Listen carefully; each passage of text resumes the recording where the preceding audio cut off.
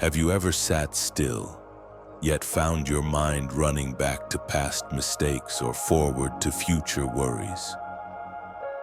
We live surrounded by time, but are we truly touching the present, the only place where life unfolds? The Buddha once said, "Peace does not lie in the past or future, but right here in this very breath." In our modern, fast-paced world, our minds often feel like boats caught in a storm, pulled back into the past with regrets or tossed forward into the unknown future with anxious thoughts.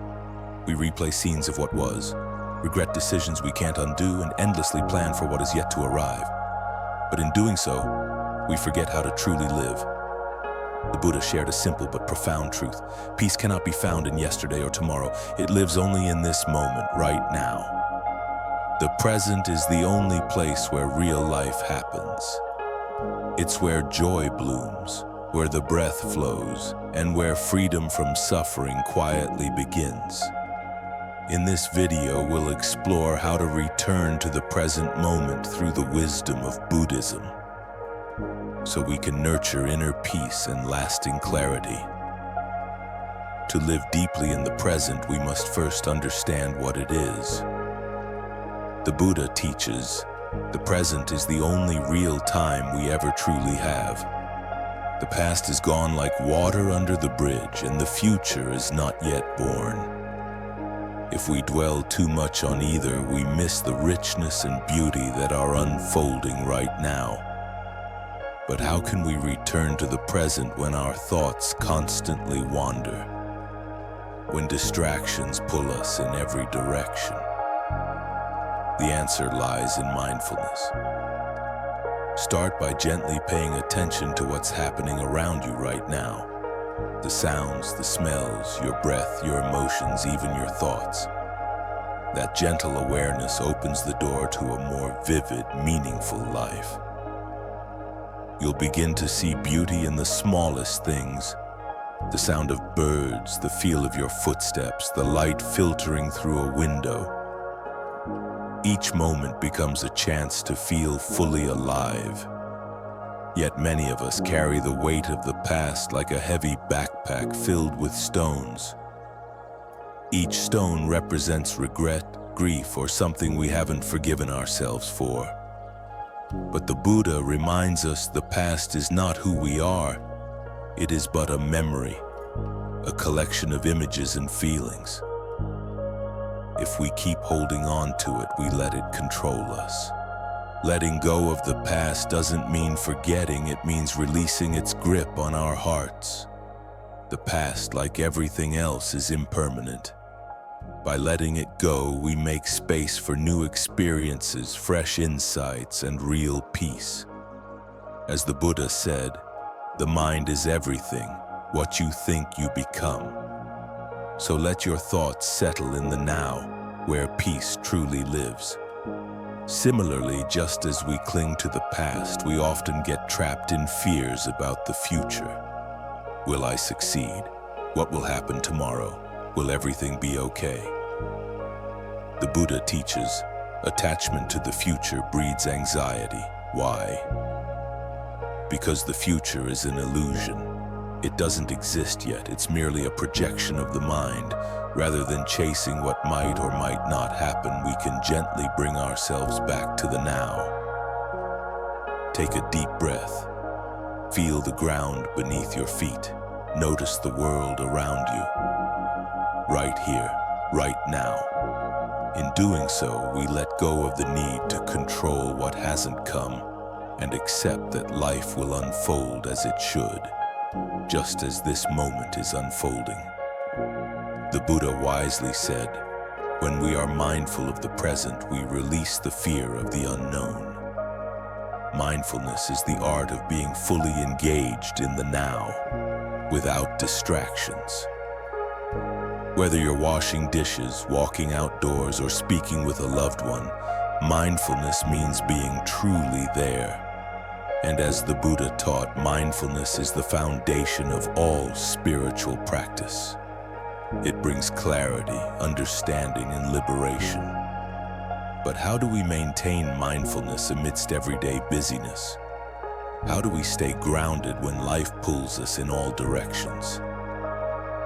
In the next part, we'll go deeper into daily practices so that the present moment becomes more than an idea, it becomes a way of life. As we explored in the previous part, the present moment is the only place where life truly unfolds. It's not something we wait for or look back on, it's something we learn to notice, embrace, and live within. So how do we truly live in it?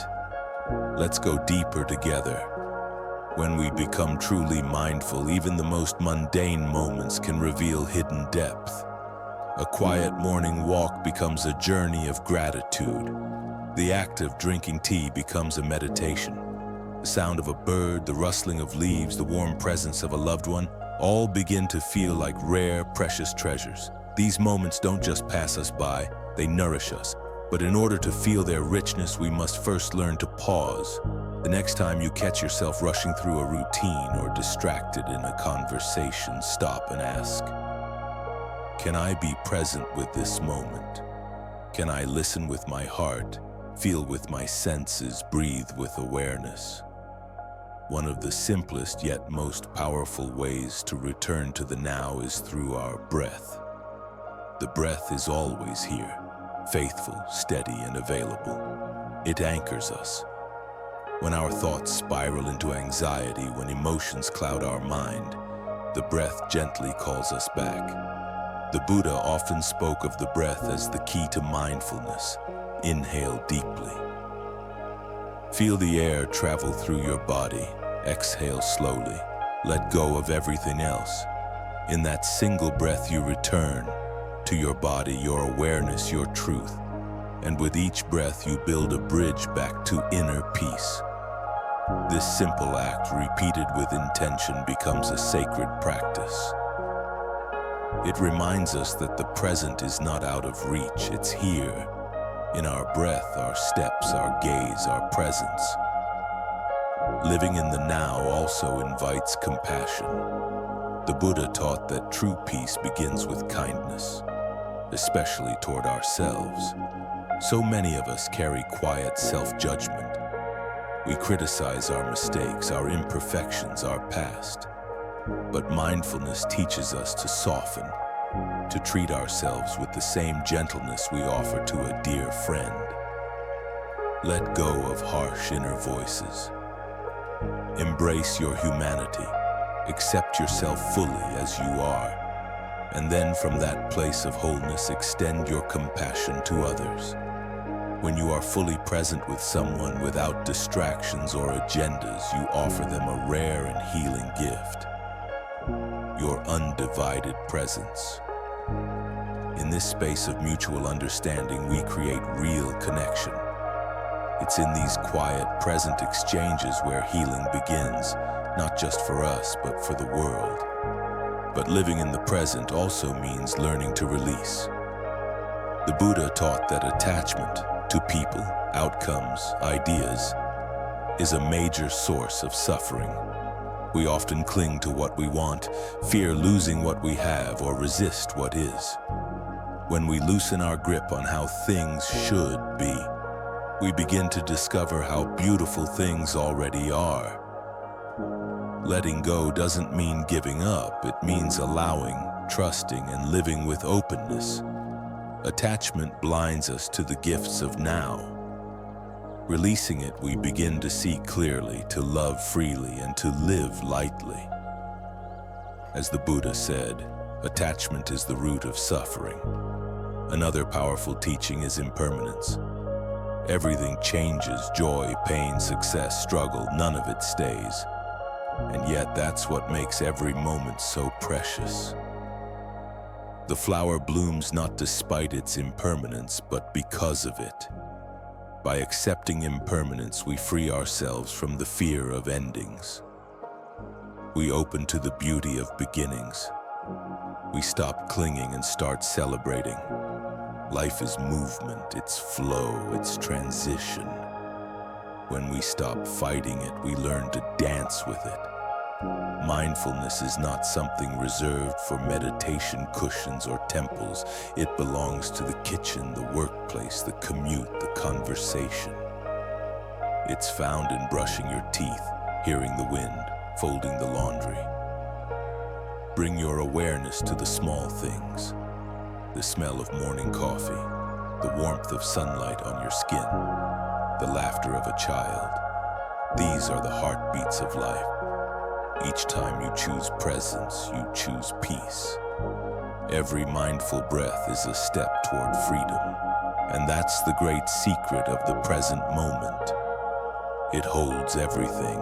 It is the place where suffering softens, clarity arises, and joy takes root. The Buddha taught that freedom is not in changing the world, it's in returning to the now. Not someday, not when life is perfect, but right here, right now. And remember, peace is not something we chase, it's something we choose over and over again in the stillness of each breath. With practice, that peace becomes not just an experience, but a way of life. If these teachings have touched something in you, we invite you to subscribe and join our community. Let's continue walking together on this path of presence, wisdom, and compassion. In the end, dear friend, what the Buddha gently reminds us is that peace isn't found in some distant future or grand achievement. It is found here in the stillness of now. You don't have to go far or become someone new to experience serenity. Just return. Return to your breath, your body, your presence. The stillness you seek is not outside you. It's within. The freedom you long for isn't in what comes next, but in the release of this very moment. Each time you pause, breathe, and bring your awareness back, you are coming home.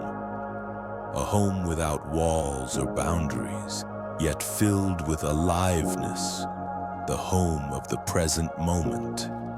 If today's reflections have touched your heart, feel free to share your thoughts in the comments below. We'd love to hear from you.